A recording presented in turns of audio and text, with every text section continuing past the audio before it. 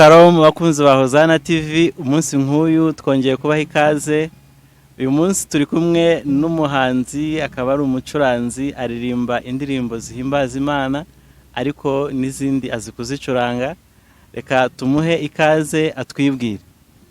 Murakoze cyane, nitwa Emi Habinshuti, nkaba ndi umuririmbyi, ndirimba indirimbo za gospel zimwe na zimwe, hanyuma nkaba nsubiramo n'izindi ndirimbo zindi zisanzwe z'abari abahanuzi ba kera, n'abari abahanzi, kugira ngo turusheho kubibuka no kubatekereza. Hari ababa bakiriho, hari n'abandi batabarutse, ariko ibyo byose bidufasha kugira ngo tubibuke kandi tugume kuzirikana ibihangano baduhaye cyangwa se badusigiye. Urakoze cyane Emi. Ubwo mu bahanzi ba kera abo usubiramo indirimbo zabo batubwira wenda bukunda cyangwa izukunze gusubiramo? Harimo ni benshi, ariko hari nk'uwitwa Mugabo Justin, Yego.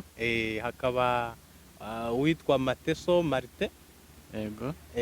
hakaba hari n'abandi na ba Kamariza, nazo hari izo ngerageza, ariko abahanzi muri make hari izo nyinshi nkunda, n'abandi bantu bakunda, ubwo nizo ngenda wenda nkunda kuba cyane dukunda gukoresha nko mu bukwe cyangwa mu birori bisanzwe ariko byo mu rugo, n'ahantu mu buryo wenda abantu bashaka kwishima, ariko cyane zimbitse mu rukundo. Okay, urakoze cyane. Reka tureke kwicisha amatsiko abakunzi bacu, ubundi ukore mu mirya, ubumvishe nk'uturirimbo nka dutatu, ubundi dukomeze turyoherwe. Ubwo ngiye guhera ku ndirimbo imwe yitwa Nyirubuntu n'Ibambe. Ni indirimbo yo ihimbaza Imana, iri mu gitabo n'ubundi cya Kantike abantu dukunze kuririmba cyangwa se abantu baba bayizi. Reka rero ntangire. Yego.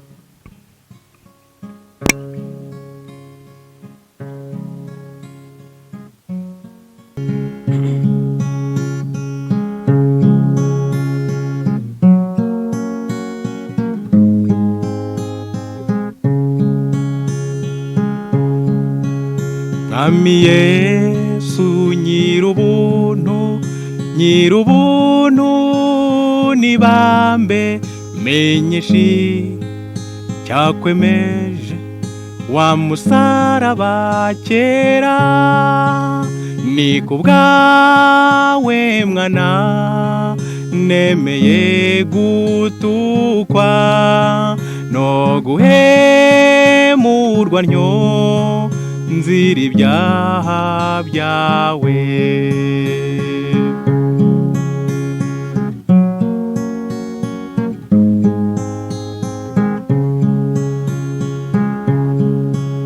Mwami Yesu Nyirubuntu, Nyirubuntu n'Ibambe, dore ibyaha nakoze ndaje nsabye imbabazi.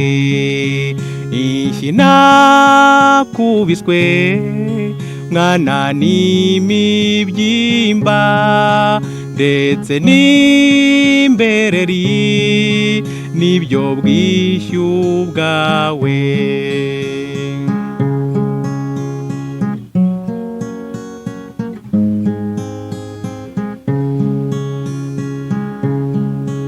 Mwami Yesu Nyirubuntu, Nyirubuntu n'Ibambe, nyuhagiza amaraso ntungane mu mutima, mwana bancumise burya mu rubavu, shyira mw'ibyo byaha ngo bisibangane.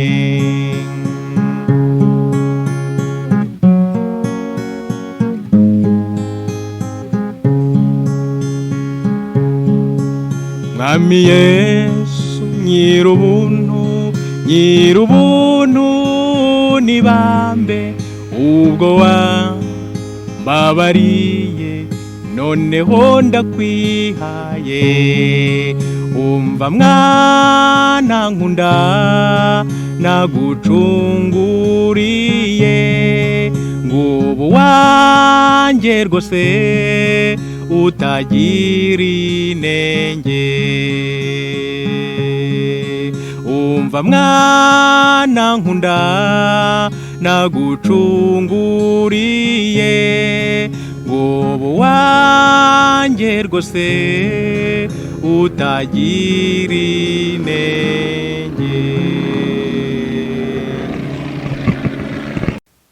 urakoze cyane Emmy ku ndirimbo nziza utugejejeho. Tunumva dutangiye kujya mu mwuka. Ni ukujya mu mwuka, ubu tuba turi mu mwuka wo guhimbaza Imana cyane. kuko ni byiza kandi ngo ni iby'igikundiro. Urumva nyine natwe muri aka kanya tuba tugomba kuba turi muri uwo mwuka. Hanyuma ubwo no mu mwanya nanone turagera mu bindi, hose tugomba kugeraho tukumva hose tugafashirizwamo. Watubwiye ko ujya ucuranga usubiramo iz'abandi zivuga ku buzima busanzwe, ku rukundo, kandi ngo burya ngo udakunda ntago abaza Imana kuko Imana ari urukundo. Tunyurizeho twumve ku ndirimbo zimwe ujya usubiramo.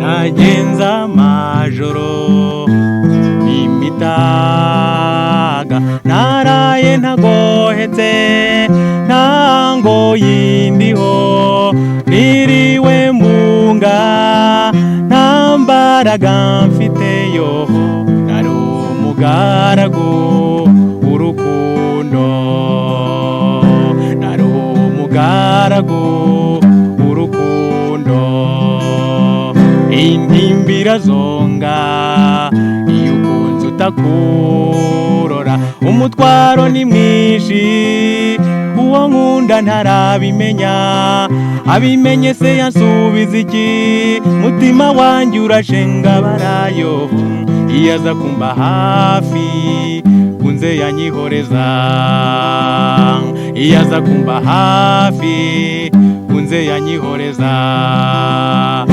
ukunda ntako bisa iyo ukunze ugukunda yewe nyabusa uwo nkunda uwo mpoza ku mutima bwira nawe niba unkunda oya bimbwire mbimenyeyo zuba ry'umutima wanjye nuza mpemukire zuba ry'umutima wanjye nuza mpemukire uwo mwana w'umwari niwe ndotira bose niwe nyina w'abeza niwe unyuzuye umutima niwe nyina w'abeza niwe unyuzuye umutima yoho namwise umuhire umwuhiga bose namwise umuhire umwuhiga bose iyo biba ari bishoboka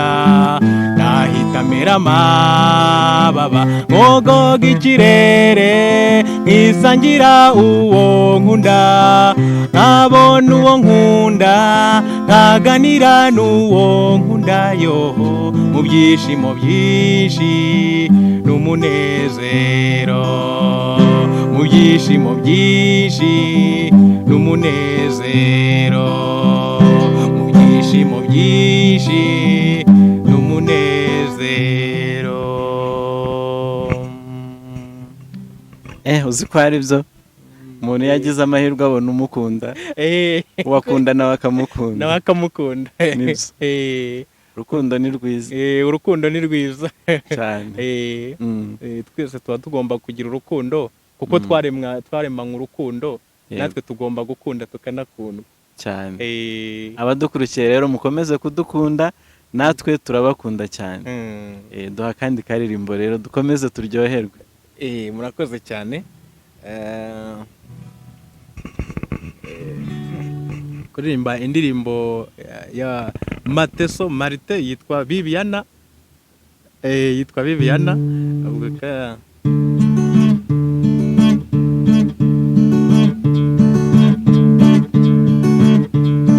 Bibiana, nshuti yanjye y'amagara, usigaye ubahe ko ntakikubona. Bibiana, nshuti yanjye, ko twabanye kuva kera, shenge disi kucyumemukira. Bibiana, nshuti yanjye, ko twabanye kuva kera, shenge disi kucyumemukira. Bibiana, nshuti yanjye, ko twabanye kuva kera, shenge disi kucyumemukira. Dore hashize amezi yagera kuri 2 nta nkuru yawe, ndetse ntakizi yuko ukibaho. Bibiana, nshuti yanjye, ko twabanye kuva kera, shenge disi kucyumemukira. Duhuye nk'abagenzi bihitira mu muhanda, bataziranye kandi batigeze kumenyana. Bibiana, nshuti yanjye, ko twabanye kuva kera, shenge disi kucyumemukira. Bibiana, nshuti yanjye, ko twabanye kuva kera, shenge disi kucyumemukira. Disi naragukunze, sinzi niba nawe unkunda, icyakora umenye yuko ntakubeshya. Bibiana, nshuti yanjye, ko twabanye kuva kera, shenge disi kucyumemukira. Bibiana, nshuti yanjye, ko twabanye kuva kera, shenge disi kucyumemukira. Icyakora nzihangana, ndagutegereza iteka, kugeza igihe uzanyemera cyangwa ukanyanga. Bibiana, nshuti yanjye, ko twabanye kuva kera, shenge disi kucyumemukira. Bibiana, nshuti yanjye, ko twabanye kuva kera, shenge disi kucyumemukira. Urakoze cyane Emmy. Bibiana yarahemutse. Yagiye atabwiye umukunzi we, aramubura. Kandi urumva urukundo burya n'indwara y'umutima, urumva umutima we yatumye urwara. Reka dusabe n'abadukurikiye rwose bajye bakundana, abantu bakundana, abantu b'inshuti ntibagahemuke, bajye bakundana, abakundanye kuva kera bakomeze bakundane, mbese ubuziraherezo bazatandukanywe n'urupfu rwose cyane. N'ubundi nibyo bidukwiriye. Hanyuma Emmy, ni ukuvuga ukunze gusubiramo indirimbo zisanzwe z'abandi, umuntu ahita agira amatsiko, wamenye gucuranga, uteganya kuzakora indirimbo zawe bwite, ufite ihe gahunda? ndateganya mfite indirimbo zihimbaza Imana, numva nshaka kuzaririmba, ariko ubushobozi buracyari bukeya. Hari izo nigize kuririmba kera mu 2009, ariko ntabwo urumva twari tukiba mu ntara, studio zadukoreraga ntabwo zari zitunganije neza. Ubwo rero ndumva mbonye ubushobozi, nimbona ubushobozi rwose nzazisubiramo kandi nzigire neza cyane. Ndumva ariyo gahunda mfite. Nibyo, kandi ni byiza yuko impano yawe ikomeza kwaguka ugatera imbere. Ni byiza yuko ibihangano byawe nabyo bikorwa neza, ukajya muri studio, ubu zirahari, ikoranabuhanga ryaraje, ubundi abakunzi bawe bakaryoherwa n'umuziki no kuramya no guhimbaza Imana mu ndirimbo Imana yagushoboje gukora. Cyane rwose izo ndazikunda cyane, ni nazo nkunda gukora cyane, usibye ubu ngubu wenda kuko nabikoraga kugira ngo nshake imibereho, byarantunze hano muri Kigali gucuranga mu bukwe muri ibyo birori. Ariko ubusanzwe ndirimba gospel. Icyo gihe cya 2009 nibwo nagiye muri studio nkoraho indirimbo 3 ziri kuri Radio Salus, ku maradiyo Salus, RC Huye na Huguka.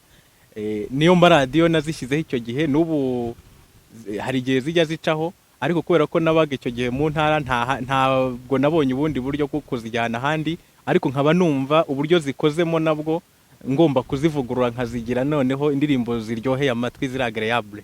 Nibyo cyane. Ni ukuvuga yuko wavuze ngo wajye kuririmba mu bukwe, umuntu ufite ibirori, abafite anniversaire. Ni ukuvuga ko n'ubu ngubu ubonye umuntu agushaka ushobora kumukorera mu nganzo. Umuntu ashaka yaba mu bukwe rwose nta kibazo nagenda nkamuririmbira, urukundo tukarwamamaza. Nibyo, ubwo abantu bose baba bakwifuza bashobora kureba nimero iri hasi hano, ubundi bakazatwandikira kuri WhatsApp tukabakugezaho, ubundi ukabafasha, ubuzima bugakomeza. Cyane rwose, abantu babikunze barebye bakabikunda, ubwo nta kibazo bazatubwira, hanyuma rwose tukabakorera, natwe turi tayari, nta kibazo. Ikindi kandi umuntu wese ushaka kugutera inkunga, yaba ushaka kugufasha muri studio kugira ngo impano yawe izamuke, ni byiza cyane. Sinzi niba hari akaririmbo ka nyuma waduhereza mbere yo gusoza, kugira ngo abakunzi bacu bakomeze kuryoherwa.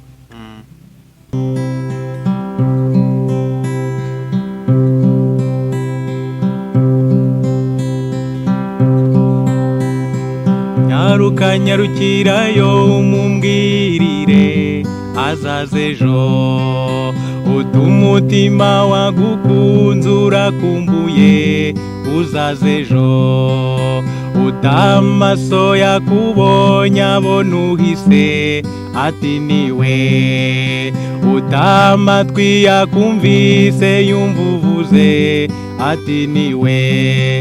Erega ndagukunda, erega ndagushaka, uwukunda umushaka, umwifuza hafi yawe.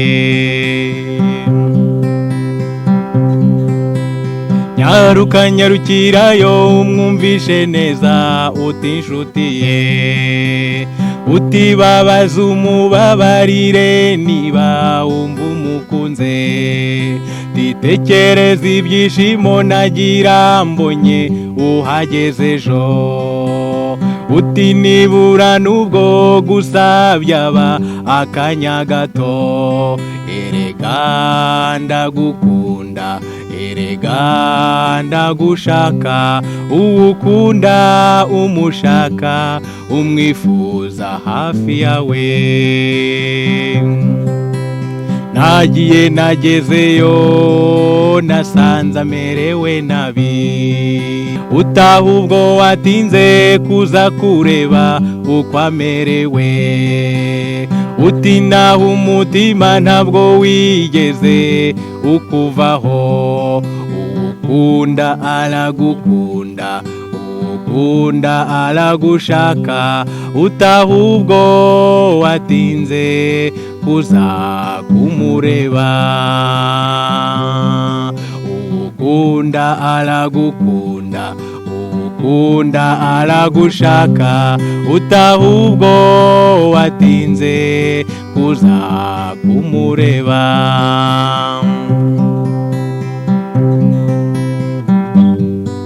Akindi ntegereje ejo nzandarange kumureba, ko yankunze nanjye nkaba mukunda, kandi ntegereje iki? Niyumvamo ko nimubone ejo nta kindi nzirirwa mvuga, amagambo yambwiye mu butumwa bwe nzayagenderaho. Ugukunda aragukunda, ugukunda aragushaka, utahubwo watinze kuza kumureba. Ugukunda aragukunda, ugukunda aragushaka, utahubwo watinze kuza kumureba. Ugukunda aragukunda, ugukunda aragushaka, utahubwo watinze kuza kumureba. ukunda aragushaka, ukunda aragukunda, ahubwo watinze kuza kumureba. Ni ukuvuga ko natwe abadukunda n'abo dukunda mwese nimutinde kutureba. Buriya umukunzi ugomba kumuba hafi cyane. Abadukunda bagomba kutuba hafi, bakatureba natwe tukababona cyane, bagakora subscribe cyane rwose, bakora subscribe na like na share na comment, abantu bakatubwira uko babyumva. ni Hozana TV. Shalom.